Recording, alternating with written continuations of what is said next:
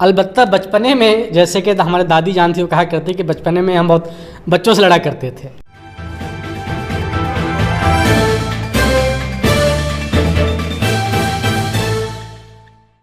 وطن سماچار میں آج ہمارے ساتھ وشیش بات چیت میں موجود ہیں ڈاکٹر جہانگیر حسن مصباحی صاحب. ڈاکٹر صاحب خضر راہ کے ایڈیٹر ہیں. خضر راہ یہ اردو اور ہندی دونوں زبانوں میں ایک میگزین نکلتی ہے. سید سراواں الہ آباد خانقاہ عارفیہ سے یہ میگزین نکلتی ہے، جامعہ عارفیہ، جس میں ہزاروں بچے پڑھتے ہیں اور اب تک سینکڑوں بچے فارغ ہو چکے ہیں. ڈاکٹر صاحب آپ کا استقبال ہے. جی شکریہ آپ کا. ڈاکٹر صاحب بریف میں ہمیں پہلے اپنی جرنی کے بارے میں بتائیں، اپنی زندگی کے بارے میں بتائیں کہ بہار کے ایک گاؤں سے لے کر کے دلی اور دلی سے پھر الہ آباد کیسا رہا آپ کا یہ سفر؟ ایک لحاظ سے دیکھا جائے تو عبرتناک بھی ہے اور رزلٹ آنے کے بعد میں محسوس کرتا ہوں کہ بہت ہی بہتر رہا ہے. جس علاقے سے ہم تعلق رکھتے ہیں وہ علاقہ ہندوستان اور نیپال کا بارڈر مانا جاتا ہے اور یہ بہار کا اتری علاقہ ہے جو وسائل کے اعتبار سے، ترقی کے اعتبار سے کافی پچھڑا ہوا ہے، تعلیمی اعتبار سے بھی کافی پچھڑا ہوا ہے. اکا دکا لوگ ایسے تھے اس زمانے میں جو پڑھنے کی طرف رغبت کرتے تھے یا ان کے گھر والے ان کو پڑھانے کی کوشش کرتے تھے، لیکن زیادہ تر لوگ ایسے تھے جو اپنے بچوں کو مزدوری کے لیے بھیجا کرتے تھے. پیسہ کسی طرح پیسہ آ جائے کیونکہ ضرورت تھی، ان کی زندگی اس کے بغیر چلنی محال تھی. تو ایسے حالات میں ہم خوش قسمت رہے کہ ہمارے دادا جان جن کا نام ولی محمد تھا وہ پڑھے لکھے تھے اپنے زمانے کے اعتبار سے اور مولوی صاحب کے نام سے مشہور تھے. تو چونکہ ہمارے دادا جو تھے پورے علاقے میں مشہور تھے، ان کی ایک حیثیت تھی، تو یہ دادا ہی کا فضل و کرم ہے ہمارے اوپر کہ انہوں نے ہمیں پڑھنے کی طرف راغب کیا. انہوں نے اور جگہ جہاں بھی ضرورت ان کو معلوم ہوتا تھا کہ یہاں پڑھائی اچھی ہوتی ہے یا یہاں بہتر ایجوکیشن ہے تو ہم کو وہاں لے جاتے تھے اور وہ وہاں کے اساتذہ سے، چاہے وہ ماسٹر ہوں چاہے مولانا ہو، سب سے ملواتے تھے اور اپنے دل کی بات کرتے تھے کہ میں اپنے پوتے کو اس طرح بنانا چاہتا ہوں. تو ہم اپنے دادا کے شکر گزار ہیں اور اللہ ان کو اپنی رحمت کے سائے میں رکھے، ان کی مغفرت فرمائے کہ ان کے ذریعے میں جو کچھ بھی ہوں آج یہاں پہنچا ہوں. والد صاحب چونکہ ہمارے باہر زیادہ تر رہتے تھے تو ان کی توجہ تو ہمارے پاس رہی لیکن بہت کم رہی. جب وہ گھر پہ آتے تھے توجہ کرتے تھے، ورنہ تو باہر رہتے تھے. تو ہم دادا کی پرورش میں، دادا کی نگرانی میں ہمیں جو کچھ ملا ہے. یعنی آپ کے اس چیز سے ایک چیز سمجھ میں آتی ہے کہ اگر باپ گھر سے باہر ہے، روزی روٹی کی تلاش میں ہے، تو کم سے کم گھر پہ ایک ایسا ذمہ دار مکھیا ہونا چاہیے جو بچوں کی پرورش ہے، ان کی دیکھ بھال کرے. جی یہ بہت ضروری ہے.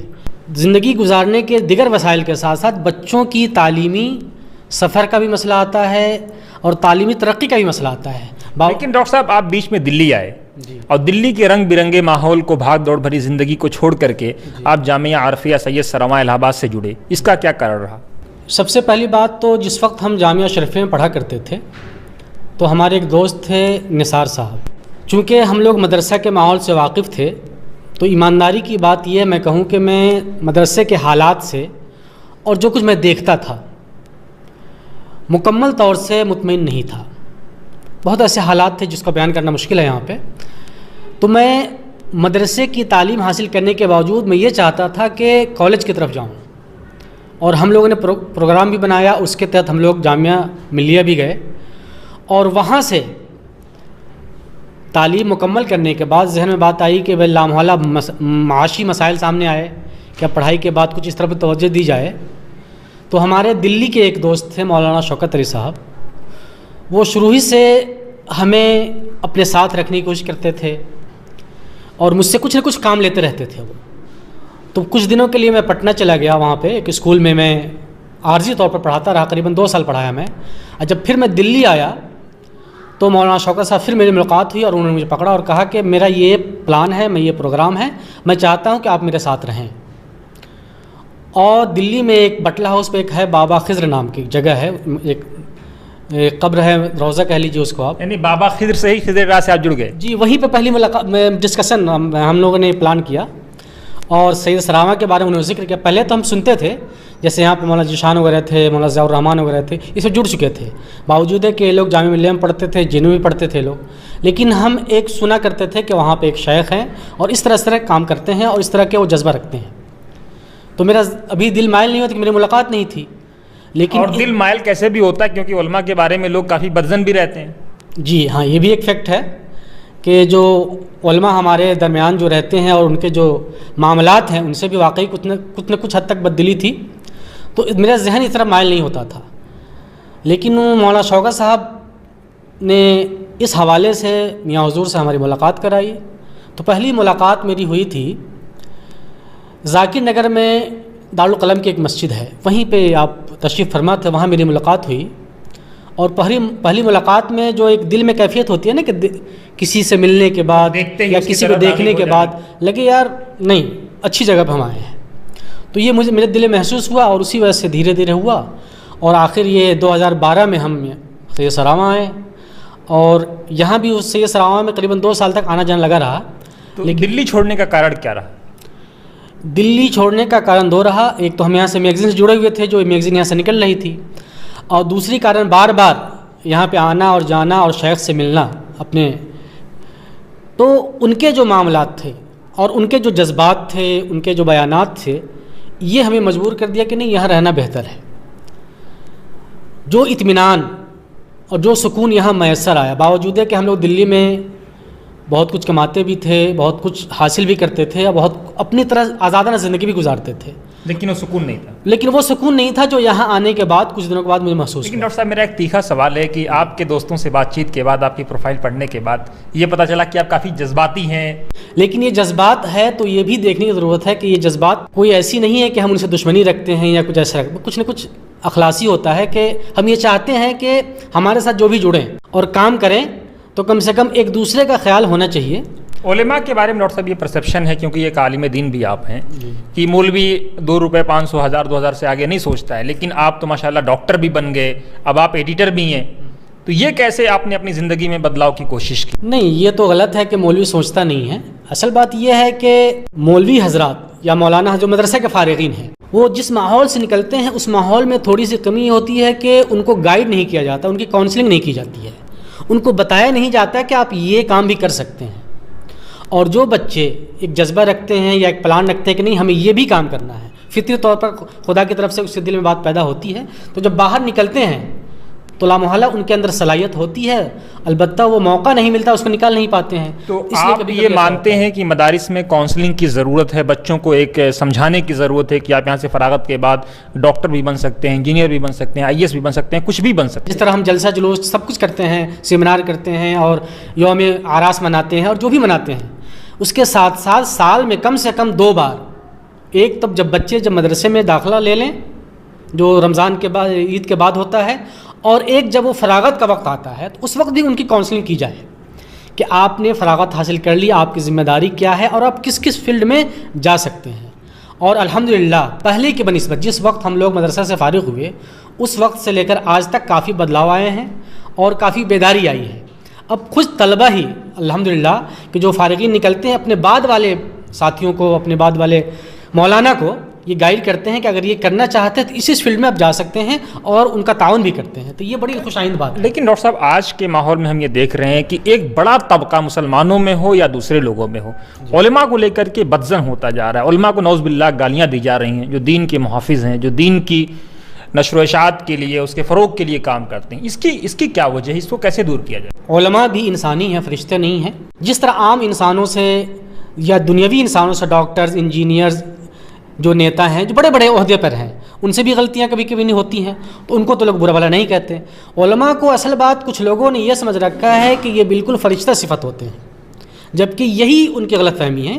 علماء فرشتے نہیں ہوتے. البتہ یہ ہے کہ علماء کی ذمہ داری دینی اعتبار سے بھی، سماجی اعتبار سے بھی، اخلاقی اعتبار سے زیادہ بنتی ہے. یہ مانتے ہیں ہمیں، کیونکہ وارث انبیاء ہوتے ہیں وہ، تو ان کو کوشش کرنی چاہیے کہ ان چیزوں سے بچے. لیکن خدا نخواستہ فطرت انسانی کے تحت کوئی چوک ہو جاتی ہے، کوئی بھول ہو جاتی ہے، تو عوام کو بھی نظر انداز کرنا چاہیے اور ایک موقع دینا چاہیے. تو دونوں طرف سے تھوڑی بہت کمی ہے. کچھ علماء کی طرف سے کمی ہے کہ وہ لوگ ایسی حرکت کرتے ہیں، نہیں کرنے، بچنا چاہیے کیونکہ ان پر عوام کی نظر رہتی ہے. سر ڈاکٹر صاحب یہ بتائیں آپ کہ آپ کی جو میگزین ہے خضر راہ اور آپ کا جو ادارہ ہے جامعہ عرفیہ، یہ دوسرے اداروں سے یا دوسرے میگزین سے ممتاز کیسے ہو سکتا ہے یا کیسے ہے؟ اب ممتاز کیسے ہیں یہ تو آپ لوگ بہتر بتا سکتے ہیں کہ آپ لوگ ہمارے میگزین کو پڑھتے ہیں یا جو بھی قارئین ہیں وہ بہتر بتا سکتے ہیں. اور بھی میگزین جو نکلتی ہیں ان کا مقابلہ کر کے وہ بہتر طور پر جج کر سکتے ہیں، فیصلہ دے سکتے ہیں.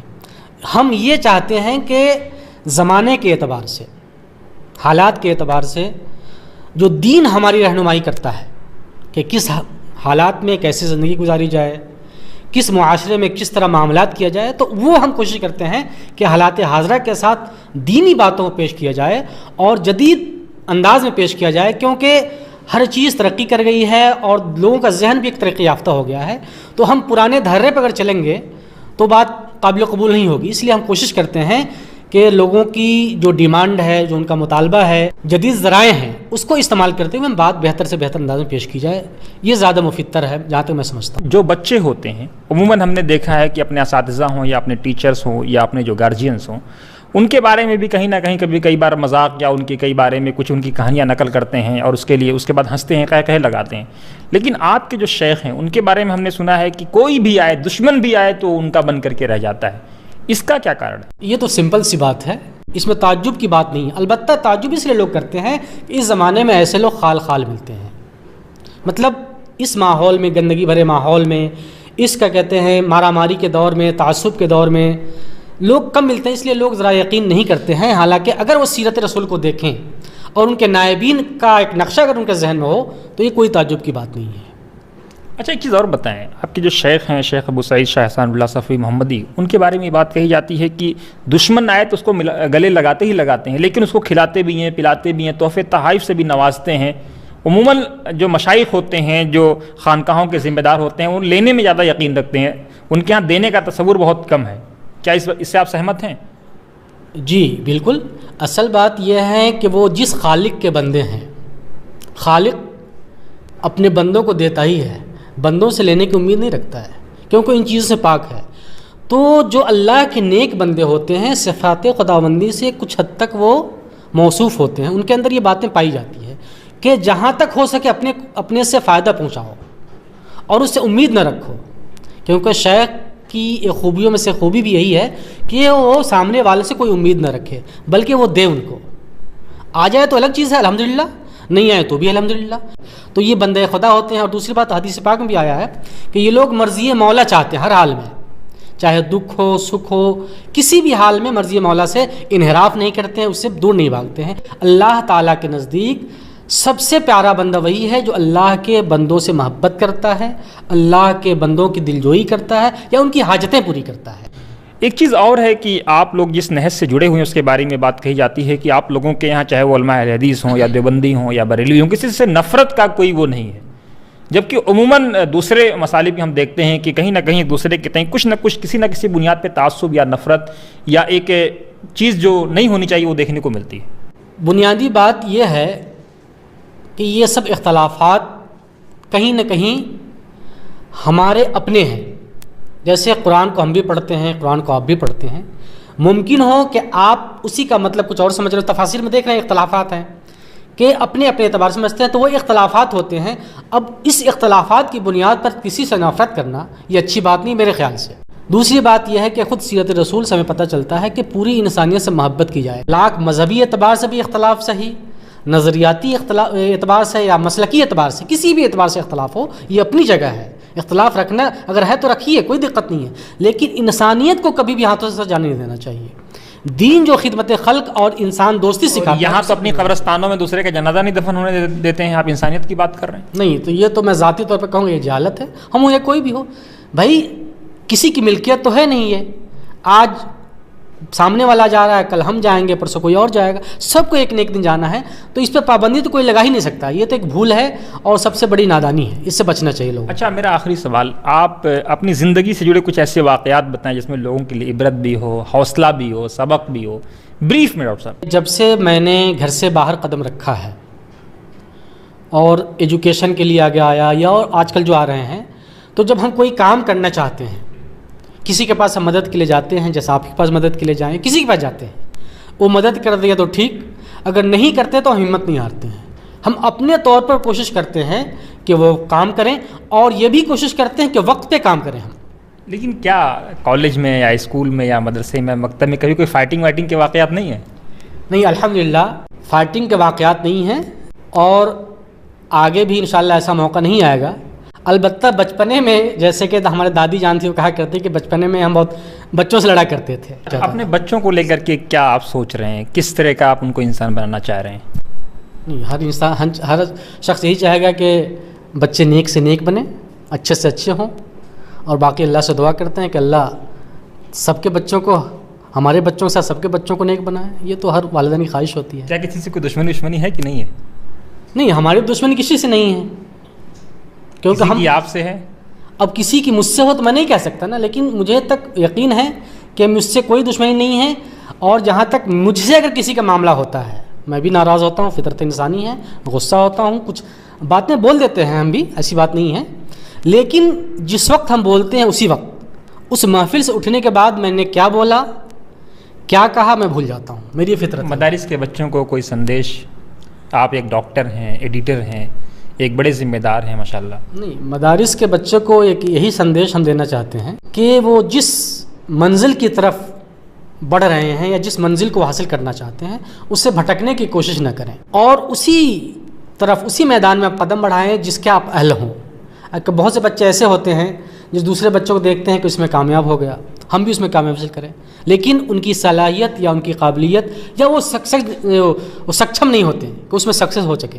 तो इनसे बचना चाहिए, बल्कि उसी फील्ड में जाना चाहिए जिसमें वो कामयाबी हासिल कर सकते हैं, और कभी भी अपनी मंजिल से, अपने एम से भटकने नहीं चाहिए उन्हें। दोस्तों, ये थे डॉक्टर जहांगीर हसन मिसबाही साहब। आप एडिटर हैं खिज़र राह मैगज़ीन के, जामिया आरफिया सैयद सरावां के आप उस्ताद हैं। आपने इनकी ज़िंदगी से जुड़े वाक़यात सुने, ख़ासतौर से वो लोग जो मदरसे में पढ़ते हैं, उनको बहुत सारी चीज़ें सीखने की ज़रूरत है।